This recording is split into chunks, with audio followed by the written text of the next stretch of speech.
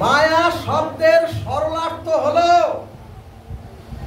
ভ্রম, বঞ্চনা এবং ছায়া। এবং মায়া শব্দের অর্থ হলো সম্পূর্ণ মিথ্যা। তাহলে সুধীজন, মায়া মানে ভ্রম, এবং ভ্রম শব্দের অর্থ হলো যে বস্তুর যে রূপ, যে বস্তুর যে রূপ, সেই বস্তুকে অন্যভাবে অথবা অন্যভাবে ভিন্ন রূপে দেখানোর নাম হচ্ছে ভ্রম। সুধীজন, এজন্যই ভাগবত বললেন মায়া আমাদের মোহগ্রস্ত করে, মায়া আমাদের ভ্রমের মধ্যে ফেলে, মায়া আমাদেরকে ভ্রান্তির মধ্যে ফেলে আমি কে তা চিনতে দেয় না।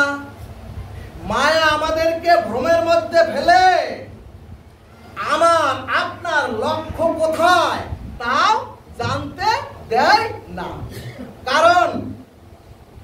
কারণ আমাদের চোখে ভ্রম রূপ লাল চশমা পরিয়ে দিয়েছে ওই মায়া। আর লাল চশমা পরলে, যিনি লাল চশমা পরিধান করবেন তিনি তো সব জগৎটাকে লাল দেখবেন। ঠিক তদ্রূপ মায়া যার মধ্যে, মায়া যাকে আক্রান্ত করেছে সেও জগৎকে সম্পূর্ণ বিপরীত দেখে। অর্থাৎ যেটা লাল নয় সেটাকেও সে লাল দেখে। ভাগবত দৃষ্টান্তে বললেন আগুন প্রজ্বলিত হওয়ার দৃশ্য সরাসরি লাইভে টিভিতে সম্প্রচারিত হলে আমরাও তো টিভিতে দেখি আগুনের লেলিহান শিখা টিভির মধ্যে জ্বলছে। এখানে মহাজনগণ বললেন আগুন লাগার সত্য দৃশ্য টিভিতে সরাসরি লেলিহান শিখা আমরা চোখে দেখলেও আপনি এটাকে সত্য বলতে পারবেন না। আপনি ওই লেলিহান শিখাকে টিভির মধ্যে আপনি সত্য বলতে পারবেন না। কি সমস্যা? আপনি সত্য বলতে পারবেন না, কারণ ওই আগুনে তো ওই টিভি পড়ে না। আবার আপনি ওই আগুনকে মিথ্যাও বলতে পারবেন না। এখন প্রশ্ন, সত্য বলতে পারবো না, মিথ্যাও বলতে পারবো না, তাহলে কি? ভাগবত বললেন এর নাম হচ্ছে মায়া। এর নাম হচ্ছে মায়া। এরপরে চৈতন্য ভাগবত দৃষ্টান্তে বললেন ওগো, সিনেমা হলের পর্দার মধ্যে দেখা যায় নদী সাগর একেবারে স্রোত বহমান। ওই নদী সাগরের জলে তো সিনেমার পর্দা বেজে না। ভক্তগণ, এরই নাম হচ্ছে মায়া। অর্থাৎ যেটা দেখাচ্ছে, যেটা টিভিতে আগুন প্রজ্বলিত দেখছি, যেটা সিনেমার পর্দায় দেখছি, ওটা আসলে বাস্তবে নয়। সুধীজন, এরপরে বললেন ওগো, চলচ্চিত্রের পর্দায় তো শহর দেখেন আপনারা, অথচ আলো জেলে দেখবেন। যদি আলো জেলে দেখেন সিনেমা হলের মধ্যে, দেখবেন একটা সাদা পর্দা। কোন শহরও নাই, শুধু একটা সাদা পর্দা। এবং ওই পর্দার সমুদ্র দেখলেও, ওই পর্দার মধ্যে সমুদ্র দেখলেও ওখানে এক ফোঁটা জলও আপনারা পাবেন না। এবং ওখানে দাউ দাউ করে অগ্নি প্রজ্বলিত হলেও সাদা পর্দাটা পুড়ে যায় না। ঠিক তেমনি আমরা সংসারে ওগো সংসারে যেটুকু বা যেটুকুকে সুখ বলে মনে করি এবং আমরা সংসারে যাদেরকে একান্ত আপন বলে মনে করি,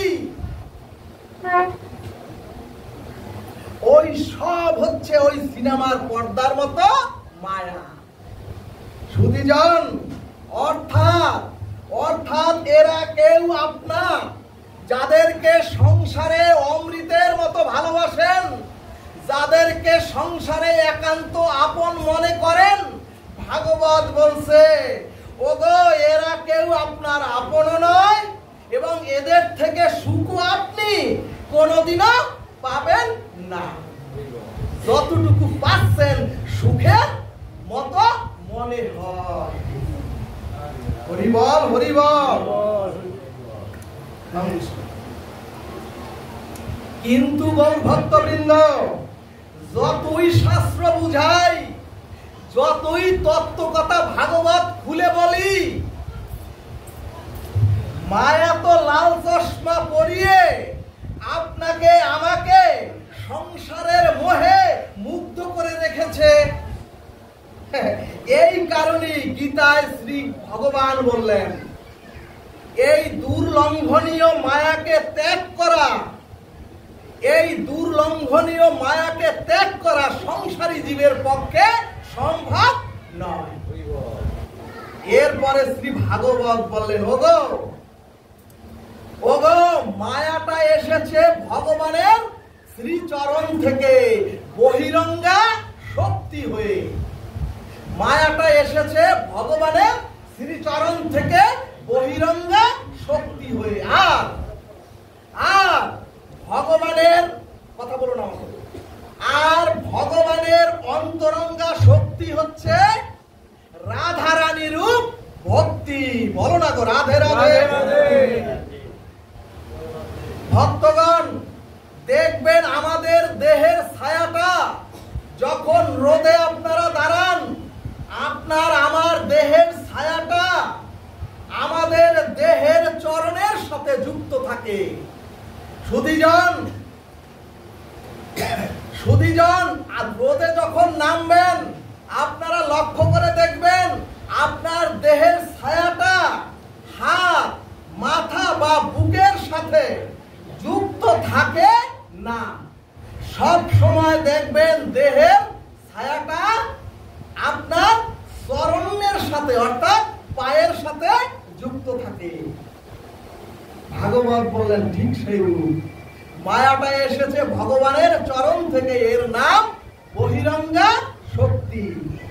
অর্থাৎ শততম রজ, এই তিন গুণের সাম্যাবস্থার নামই হলো মায়া বা মহামায়া। আর ভগবানের অন্তরঙ্গা শক্তি হচ্ছে ভক্তিরূপী রাধারানী। কিন্তু যেহেতু ছায়াটা পায়ের সাথে আমাদের যুক্ত থাকে, অর্থাৎ মায়া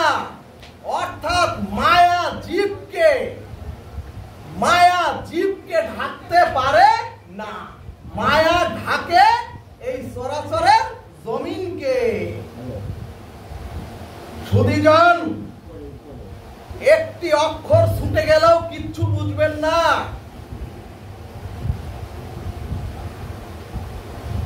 ভাগবত বললেন মায়া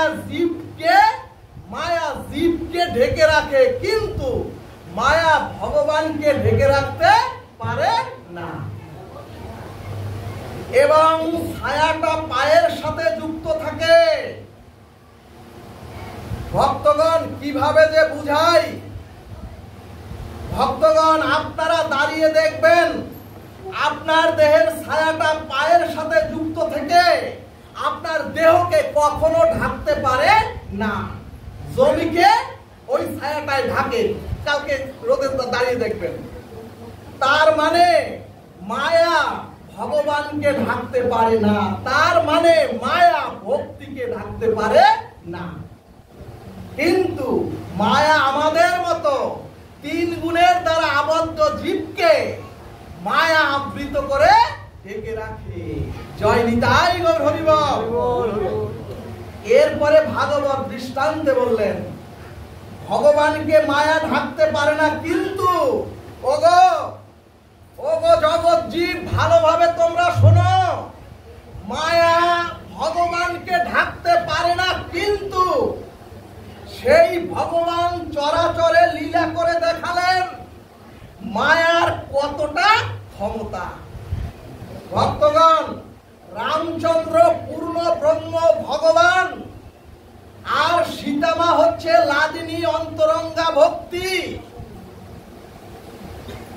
এবং ভাগবত বললেন, এই ভগবান আর মায়া অন্তরঙ্গা শক্তি যে সীতা দেবী, তার কাছে মায়া পৌঁছাতে পারে না, কিন্তু বনবাসে রাম লক্ষ্মণ সীতা মুনি ঋষিদের সঙ্গে থেকে ওই বনবাসটাই কিন্তু বৈকুণ্ঠ ধাম তৈরি ছিল। সীতা দেবীর ওই বনবাসটাই ছিল বৈকুণ্ঠ ধাম, কিন্তু ভগবান রামচন্দ্রের চরণ থেকে সীতা দেবী, কিন্তু ভগবানের চরণ থেকে, রামচন্দ্রের চরণ থেকে সীতা দেবী হরণ হলেন কেন? কেন ভগবান রামচন্দ্র সীতা দেবীর জন্য কেঁদে কেঁদে বনে জঙ্গলে হাঁটলেন আর কাঁদলেন? এবং কেন এত বড় যুদ্ধ বিগ্রহের প্রয়োজন হলো সীতা হরণের জন্য?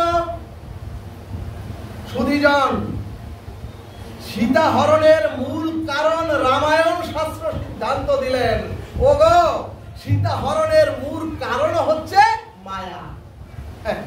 অর্থাৎ সেখানে একটি হরিণ এলো, তার নাম, সেই হরিণটির নাম হলো মায়া মৃগ। ভগবান তার লীলাতে দেখাচ্ছেন জগৎ জীবকে, জীবের কথা বাদ দাও, ওগো জীবের কথা বাদ, তোমরা ভালোভাবে দেখো, জগৎ লক্ষ্মী সীতাও স্বর্ণ মৃগ দেখে মোহিত হয়ে গেলেন। ভাগবত বললেন, ও মা গেছো তো বনবাসে। ভাগবত বললেন, ও মা আসো তো বৈকুণ্ঠ ধামে প্রভুর চরণে। তাহলে সেখানে আবার তোমার সোনার হরিণ কি দরকার? অর্থাৎ ভক্তগণ, শাস্ত্র দেখাচ্ছেন মায়া মৃগ রূপ সোনার হরিণে, মায়া মৃগ রূপ সোনার হরিণে জীবকে কি ক্ষতি করে দেয়। রাধে রাধে।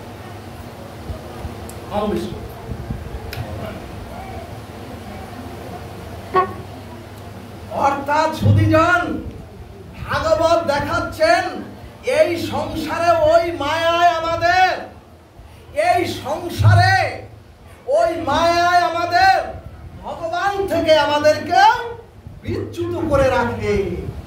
সুধীজন, রাম বহুবার বলেছিলেন সীতাকে, ও সীতা এসেছো আমার চরণে, আসো বৈকুণ্ঠ ধামে, তাহলে তোমার স্বর্ণ হরিণ ধরার কি দরকার? ও সীতা, তুমি তো স্বর্ণ হরিণের মোহ, বৈকুণ্ঠ ধামে বসে এই মোহ করতে পারো না, এই মোহ তুমি সীতা দূর করে দাও। কিন্তু ভগবান রামচন্দ্রের উত্তরে সীতা দেবী উত্তরে বললেন, ওই স্বর্ণ হরিণ আমার চাই চাই। বসেন ঠাকুর, বসেন বসেন বসেন বসে না। ভক্তগণ, ওই স্বর্ণ হরিণ রূপ মায়া দিয়ে, ওই স্বর্ণ হরিণ রূপ মায়া দিয়ে লীলা করে ভগবান জগৎ জীবকে দেখাচ্ছেন। বসেন, ওইখানেই বসেন, এইখানে বসেন আপনি, বসেন। জগৎ জীবকে দেখাচ্ছেন, ওরে ওরে মায়া রূপ ওই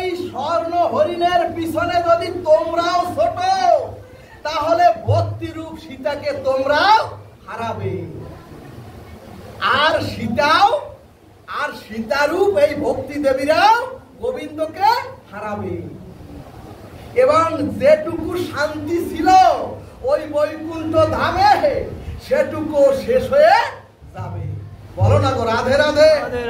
অর্থাৎ রামায়ণ জগৎ জীবকে শিক্ষা দিলেন, মায়ার পিছনে ছুটলে ও গো তোমাদেরও এই দশা হবে, অর্থাৎ তোমাদের রাবণ এসে হরণ করে একেবারে পতিত করে দেবে।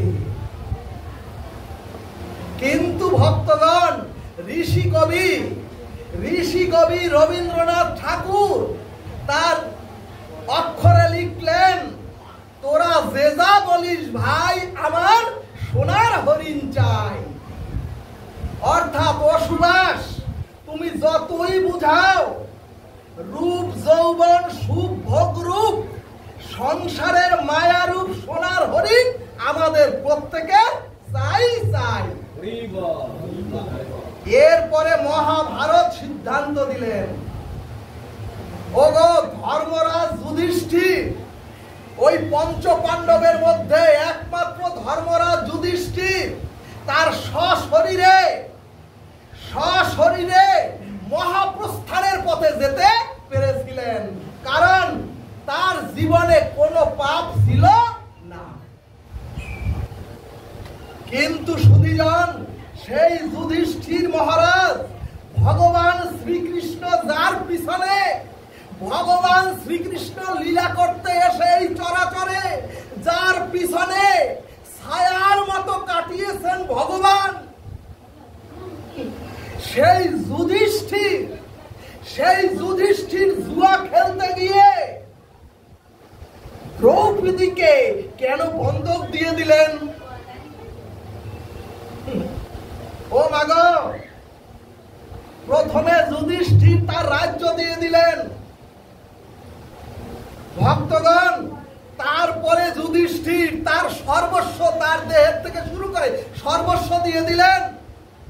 এরপরে যখন দ্রৌপদী তার সামনে থেকে গৃহের রমণীরা হাঁটে, সেই হাঁটা অবস্থায় তার মনে হলো এই তো আমার রমণী, তাহলে রমণীকে যদি দিয়ে দেই, দিয়েও যদি পাশা খেলে বিজয়ী হতে পারি। সুধীজন, দ্রৌপদীকে দিয়ে জুয়া খেলা শুরু করলেন যুধিষ্ঠির মহারাজ। সুধীজন, শকুনি রূপ মায়া জালে যুধিষ্ঠিরের মতো ধর্মপুত্র, স্বর্ণ হরিণ রূপ মায়া জালে যুধিষ্ঠিরের মতো ধর্মপুত্র তার স্ত্রীকে বন্ধক দিয়ে দিলেন। এখানে ব্যাসদেব দেখালেন, অসৎ সঙ্গের মায়াতে যদি তোমরাও পড়ো, তোমরাও যদি অসৎ সঙ্গের দুর্গতির মধ্যে পড়ো, তাহলে তোমরাও এই চরাচরে দুর্গতিতে পড়বে। মহাভারত দেখালেন, অসৎ সঙ্গের মায়ার কারণে 12টি বৎসর তাদেরকে ওই যুধিষ্ঠির মহারাজ সহ সকলকে বনবাসে কাটাতে হলো। তারপরে 1 বৎসর তাদের অজ্ঞাতবাস হলো, শুধুমাত্র মায়ার প্রহেলিকার জন্য। সুধীজন, এরপরে ভাগবত মহাপুরাণ দৃষ্টান্তে বললেন, ওগো রাবণের মতো বেদজ্ঞ, রাবণের মতো জ্ঞানজ্ঞ এ চরাচরে পৃথিবীতে কম ছিল।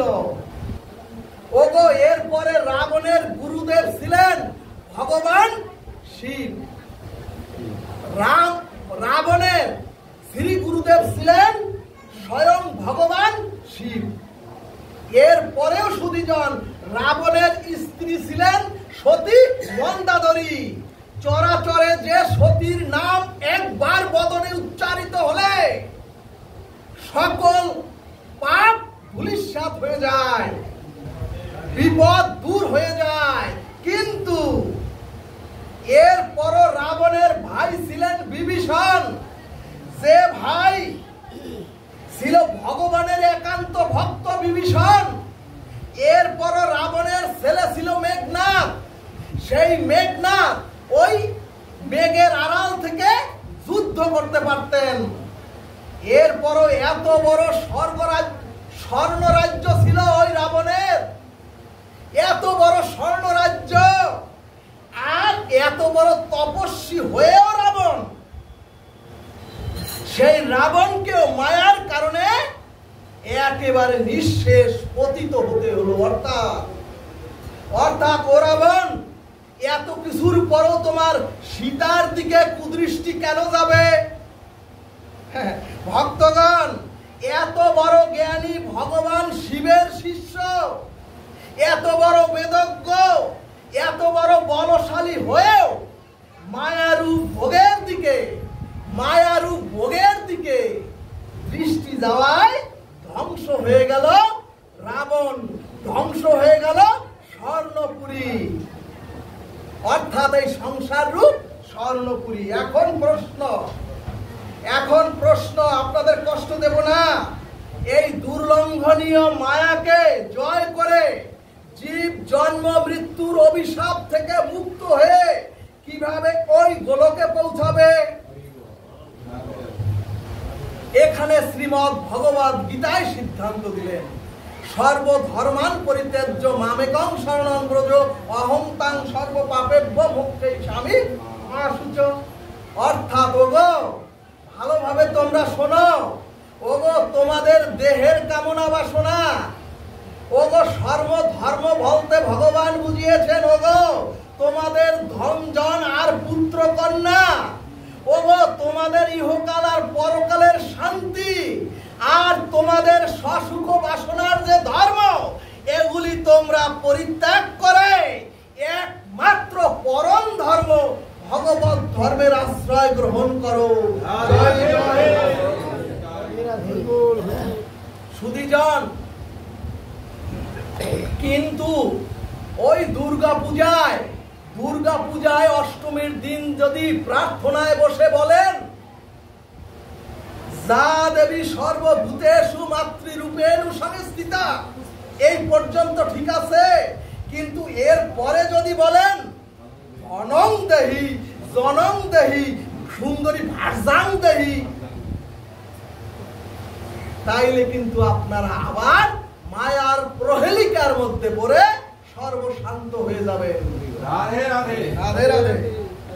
আর সর্ববেদান্ত সার, এরপরে সর্ববেদান্ত সার ভাগবত বললেন পাপাত্মা পাপ সম্ভব, অর্থাৎ ওগো তোমাদের অনন্ত জন্মের মায়া মোহের পাপময় যে জীবাত্মা ভিতরে, সেই জীবাত্মা যদি শুদ্ধ সত্য না হয় তাহলে তো জীবের চিরকল্যাণ হবে না।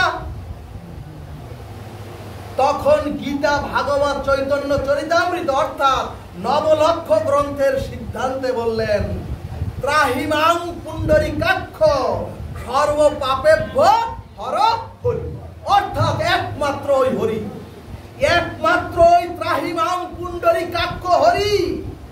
আমরা যদি নিরপরাধে সরল ভজন ভক্তির দ্বারা আমরা যদি জন্ম জন্মান্তরের সকল মায়াময় পাপের স্তূপকে আমরা ধ্বংস করে আমরা প্রত্যেকেই ওই গোলক বৃন্দাবনের যাত্রী হব, যদি আমরা সর্বধর্ম পরিত্যাগ করতে পারি।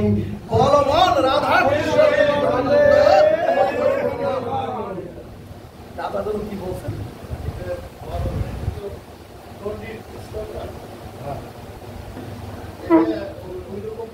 সর্ববেদান্ত সার, সর্ববেদান্তের সার হলো এই শ্রীমদ্ ভাগবত।